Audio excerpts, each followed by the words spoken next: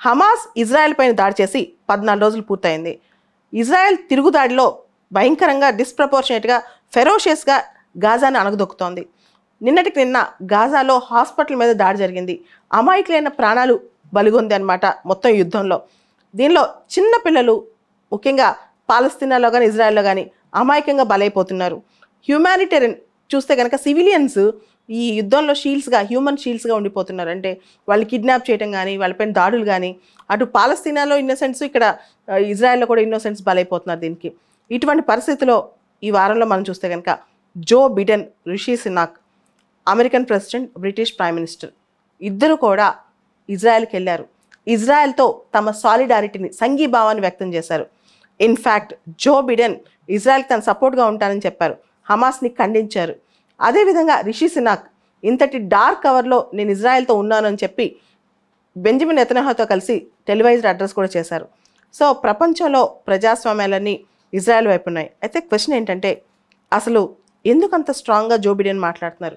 Joe Biden ఒక మాట కూడా అన్నారు, ఇంతటి ఘాతుగా నేను ఎప్పుడు చూడలేదు, అమాయకులైన పిల్లలు బలైపోతున్నారు, నా కళ్ళెదుటైన చాలా ఎవిడెన్స్ నేను చూస్తున్నానని చెప్పి.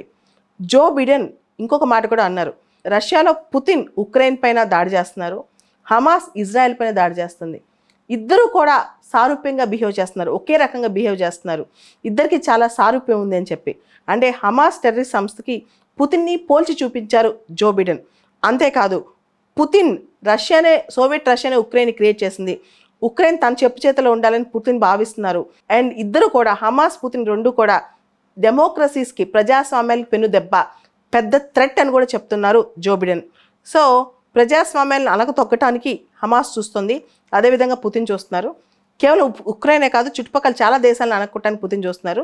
పుతిన్ డిక్టేటర్ మోడలు, ఇదేమో టెర్రరిస్ట్ ఆర్గనైజేషన్, అంతే తేడా అని చెప్తున్నారు జో బిడెన్ అమెరికన్ ప్రెసిడెంట్.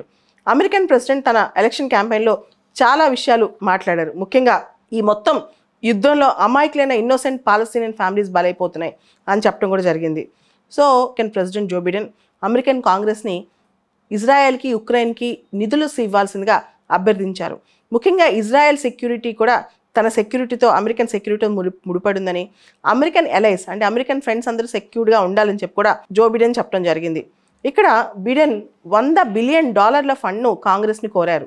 ముఖ్యంగా $60 బిలియన్ ఉక్రెయిన్ కోసం, $14 బిలియన్ ఇజ్రాయెల్ కోసం, $10 బిలియన్ హ్యూమానిటేరియన్ ఎయిడ్, $14 బిలియన్ సరిహద్దు సెక్యూరిటీ కోసం, $7 బిలియన్ ఇండో పసిఫిక్ రీజియన్ కోసం, ఇలా $100 బిలియన్ ఇవ్వాల్సిందిగా కాంగ్రెస్ని కోరారు జో బిడెన్. సో దీనిలో ఎక్కువ మొత్తం ఉక్రెయిన్ కోసం అడిగారు, $60 బిలియన్ అనమాట. ముఖ్యంగా ఉక్రెయిన్ కోసం అడిగిన $60 బిలియన్ అమెరికన్ వెపన్స్, ఉక్రెయిన్కి ఇచ్చే వెపన్స్ మోడర్నైజ్ చేయడానికి, రీప్లేస్ చేయడానికి అవసరం అవుతాయని చెప్పారనమాట. దాంతోపాటు జో బిడెన్ అనౌన్స్మెంట్ ఇప్పుడు రావడానికి ఇంకొక కారణం కూడా ఉంది. ఇజ్రాయెల్ హమాస్ పైన భూతల దాడి చేయబోతుందని చెప్పి వార్తలు వస్తున్నాయి, భయంకరమైన దాడి చేయబోతుందని కూడా వార్తలు వస్తాయన్నమాట. సో ఒక గ్రౌండ్ అఫెన్స్ హమాస్ మీద లాంచ్ చేస్తుంది, గాజా పూర్తిగా అంతమైపోతుంది అని కూడా అంటున్నారనమాట. ఓవరాల్గా ఇదంతా కూడా ఒక డిస్ట్రక్షన్ మోడ్లో వెళ్తుంది. పంతం బట్టి మరి ఇజ్రాయెల్ కూడా గాజా స్ట్రిప్ పైన దాడి చేసి అమాయకులు బలిగొంటుందని కూడా కొంతమంది అంటున్నారు.